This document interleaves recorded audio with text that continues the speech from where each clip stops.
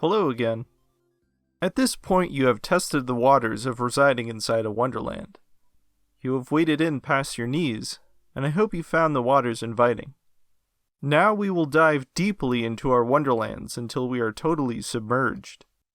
Instead of merely existing in a wonderland, we will now focus on making them a livable, interactive space. In this section you will learn how to flesh out a wonderland and make it a truly immersive experience. We will go over techniques that can be used to better attune yourself with a wonderland, and provide some exercises to help with your skills of immersion. It is important to get a solid grasp on immersing into and interacting with a wonderland, as it will be heavily used in the next section before and after you find your Tulpa.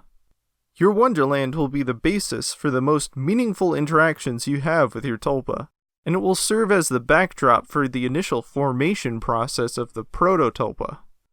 In a wonderland, you are most in tune with the inner workings of your mind, and you will be able to experience it in a deeper, more profound way if you are fully immersed instead of floating above it on the surface.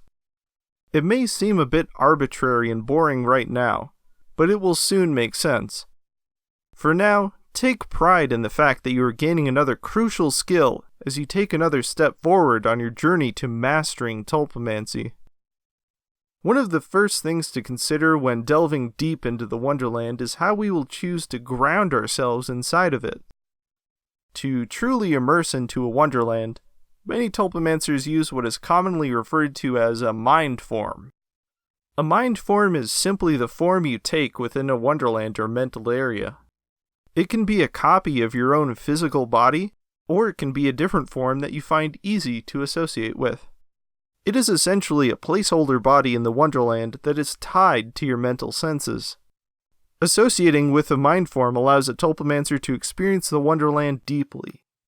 They hear, see, touch, and smell what the mind form does. Their physical body stays perfectly still, while their mind form does all the moving and interacting within the mental space. After extended use with a mind form, it will essentially become the Tulpamancer's identity within the wonderland. At advanced stages, a Tulpamancer will be able to almost seamlessly step out of their physical form in the physical world and into their mind form in the mental world. For the exercises of this section, you will begin to use the mind form to interact with your wonderland and the objects in it. Before you get into the exercises, you might want to spend some time simply trying out a mind form on your own in a wonderland scene you like. This is a good way to get started. Trying out your mind form can help you get an idea of how you'll fit into your mental environment. For new Tulpamancers, I generally recommend using your own physical form as a starting point, as it's naturally easy to transpose our inherent self-image onto a mental form. However, if you would feel more comfortable in a different form, then that is perfectly fine. It comes down to what you feel would work best for you. When you are first associating with a mind form that's moving around in a wonderland, there can be some challenges involved. Certain things can prove to be a bit frustrating, and that's normal. For example, you might find yourself trying to move your physical body along with your mind form. You also might find it difficult to walk forward or move around easily, or have trouble keeping your perspective in the first-person or third-person perspective that you're trying to maintain. You might find that the objects you interact with behave in an unnatural way, or tend to glitch out by repeating actions over and over. This can all prove to be frustrating, but it's nothing that time and practice can't solve.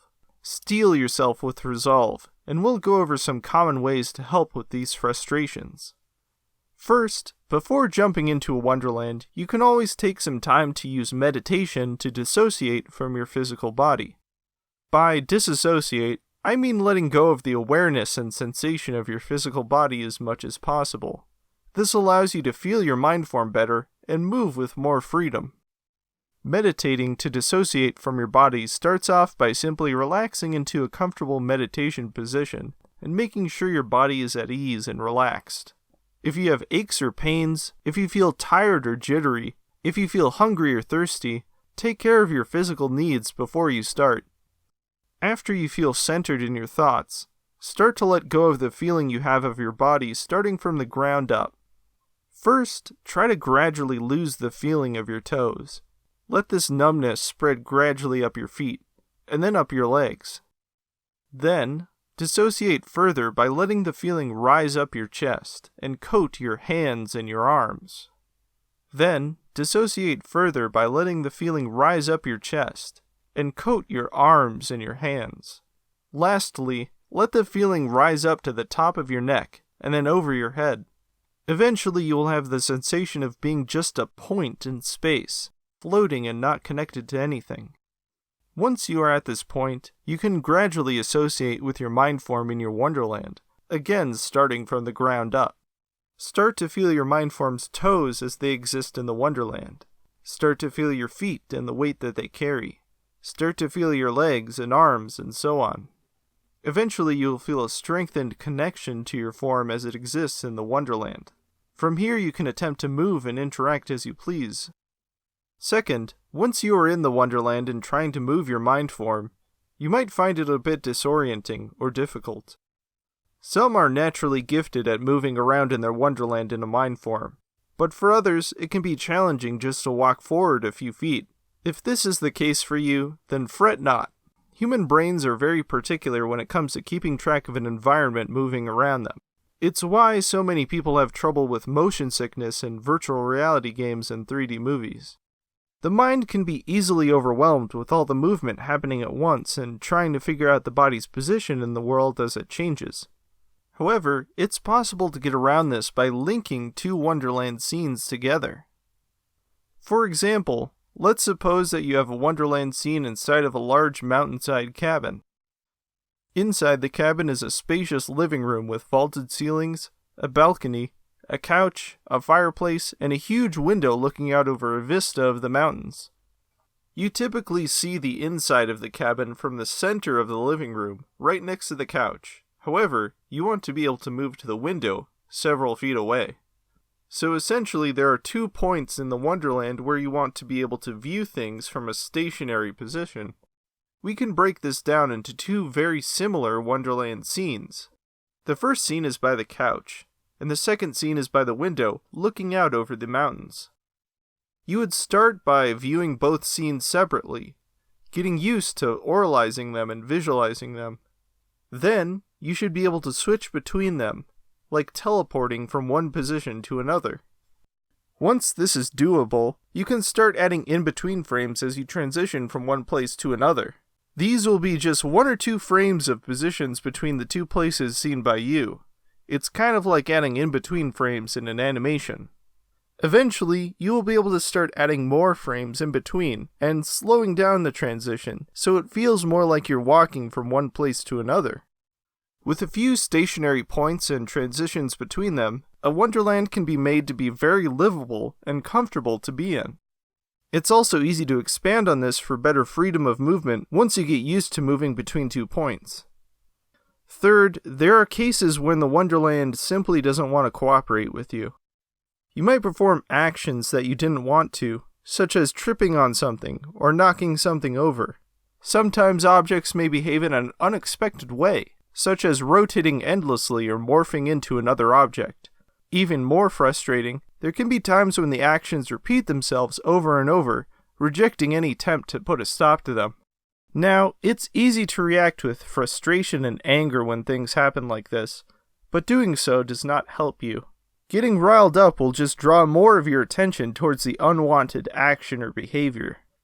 It's similar to how unwanted thoughts work in the meditation section, so we can deal with them in a similar way. The most straightforward response is to simply acknowledge the action or behavior and then move on. Know that the action or behavior is happening, but don't dwell on it or give it any more recognition than it deserves. In some cases, this may mean you have to ignore it even while it's happening in your field of vision, and this is fine. You can continue being immersed and interactive with your Wonderland, and eventually the disruption will fade away from your mind until you forget about it. Sometimes, however, this is easier said than done. Sometimes an unwanted action or behavior interrupts an activity we're performing, and there's simply no way around it without at least giving it a modicum of attention. For instance, let's say that you're putting books on a bookshelf, and halfway through the bookshelf collapses and the books spill all over. After fixing the bookshelf and putting the books back, it collapses again and again, Then what? In cases like these, I believe that the best solution is to simply take a break from the Wonderland for a bit and come back fresh at a later time. It can be disheartening to cut a session short, but sometimes it's better to do this instead of fighting against unwanted behaviors over and over. I find that the unwanted actions usually calm down after a 15 to 30 minute break.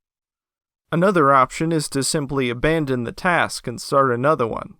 Again, this can be a little disappointing, but you can still just be as productive with another activity and not have to break immersion. A third option is to try and counteract the unwanted behaviors. I find that this is usually not as effective, but it can be effective for some more than others. To do this, you should use a symbolic action or gesture that will nullify or reduce the effect of what you're experiencing. For example, we can use duct tape or superglue on the bookshelf, focusing on holding it firm after we fix it.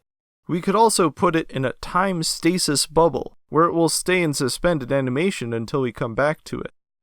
The method you use to counteract the unwanted behavior can take any form, as long as it fits within the logic of your Wonderland, and you can give sufficient intent and belief into its effectiveness.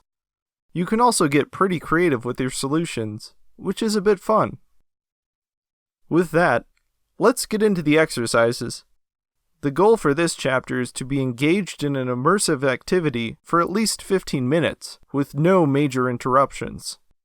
The activity doesn't need to be very complex, but it will require that you use a mind form and feel sufficiently immersed in your Wonderland.